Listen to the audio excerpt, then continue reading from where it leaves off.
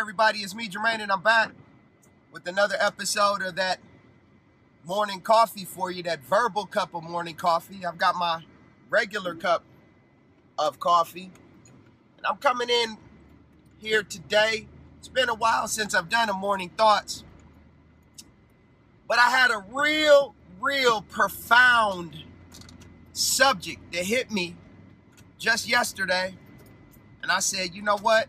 It's been a while, so I want to do a morning thoughts on this subject alone.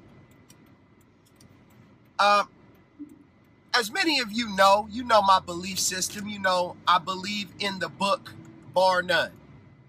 And if we had to put a form of a title on it or anything, it is being a follower and a believer in the faith of Abraham, Isaac, and Jacob, and David, and Jesus, and Paul, and so forth. And many people who read the book think that they believe the exact same way. But when it comes to applying what that book actually says, word for word, the modern day Christian belief system has people to believe that things have been changed. Something is different. The Bible says very clearly, the Most High says, I will not alter or change anything that has gone out of my lips, and that he is the same yesterday, today, and forevermore. But when you start talking like that, people believe that when Jesus, Yeshua, died on that tree and took all sin upon himself, where he was in glory and he came down and he humbled himself to be like lowly, sinful man, that changed everything. That's the furthest thing from the truth. Now let me get back at what I really want to speak about today. The title of today's morning thoughts is she your wife, or are you her husband? One more time. Is she your wife, or are you her husband? Now, the reason for this train of thought is that because, as I said before, if you believe in the Bible, bar none, all of the Hebrew Israelites, and we're not talking about those people that are in that landmass that are Israelis. They do not call themselves Hebrew, nor do they call themselves Israelite. They speak Hebrew, but they do not follow the book and the guidelines of the lifestyle of a Hebrew Israelite. And in that way, that Eastern way of thinking, not this Western mindset, it is a patriarchal rule. Without getting into a whole lot of definition, that just simply means that the man is the head, as the Creator intended. But see, many will argue that because of, again, Jesus coming and changing everything, and because of dispensation of time, and because of the women's rights movement and the feminist movement, that we are all equal. That is the furthest thing from the truth. If, and again, if and only if you follow the Bible and go along with what the Bible says. Now, I know there are going to be a many of women out there that support me that are non-Israelites, and they may not like this. And I really don't care. Because what you do not like is you do not like what the Father has put into place, and all I'm doing is pointing it out. See, in a patriarchal rule, the man, first of all, I want to make it clear, the man respects his wife. the man loves his wife. And the man honors, provides for, and protects his wife. Let me adjust this camera here.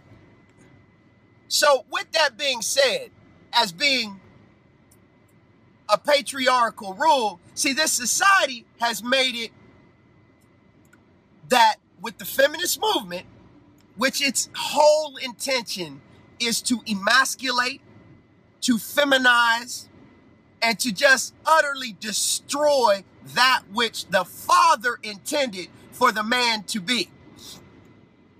See, the Bible says very clearly that it is not the man's desire to his wife, it's the wife's desire to her husband. She is to be there as a help meet, to help him meet his needs or the needs of the family. The wife is the first line teacher. She is the chase keeper at home. But if you look at this society that we live in, it is counter opposite to what the wife and husband relationship is supposed to be. Oftentimes, because of the laziness of males out there, if you don't know what I'm talking about, you can go on over to the Simple Truth videos and find out what it is to be a man versus a male. But it just comes down to that when she is your wife, that means her desire is to you as the husband. And she is protected. See, the only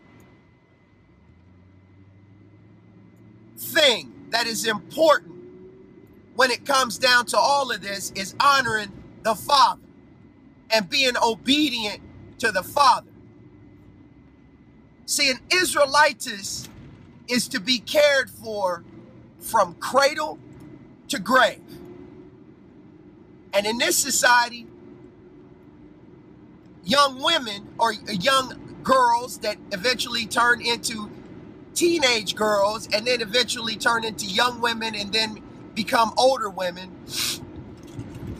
this society does not teach for them to be taken care of. They have multiple partners, and then after they've had multiple partners, a lot of times they get embittered by the relationships that they've forged and the bonds, the soul ties that they've created. And once they become embittered, then they get that mindset, which leads into what the second part of this title, are you her husband, where she gets married because that's what society says you should do. And then she runs the house. She tells the man what to do. Most times she's making more money than he is, or for what reason she takes this lazy ass man who wants to just sit at home and do nothing. The roles have definitely been reversed. Men in this, males in this society have adopted the position that they are willing to do the things that the women do, but yet they want to be respected as a man is respected. See, a man goes out and he works by the labor of his hands to provide for his household, his wife, and if he has children, his children. He doesn't expect the woman to do it for him. This is not meant in any way to downgrade, to denigrate, to deride, or to chide women in any way. It is just everyone, let me make sure I make it clear, if you are a follower of this book, bar none, not by what your pastors say you should think it means, but reading it, having some reading comprehension, and then through reading comprehension, you can develop a form of intelligence comprehension. Because once you read it, you have to be able to understand what it truly means. And when it's biblical, if you don't have a pastor, a true Jeremiah 3:15 to preach it to you so that you can really know what it means, you're going to be lost, like many are in this society today. But let me get back to my train of thought. Men, if you are a man and not a male, you need to rule well your own house. It doesn't matter what the society says. If, I got to keep saying this, if you are a follower of the book, and I'm not saying that you hear this video and then you all of a sudden switch from being an Ahab to trying to be a true man. It is an adjustment, but it's one that you have to make up in your mind first. And you have to do your due diligence and your research to see if what I say is true about patriarchal rule.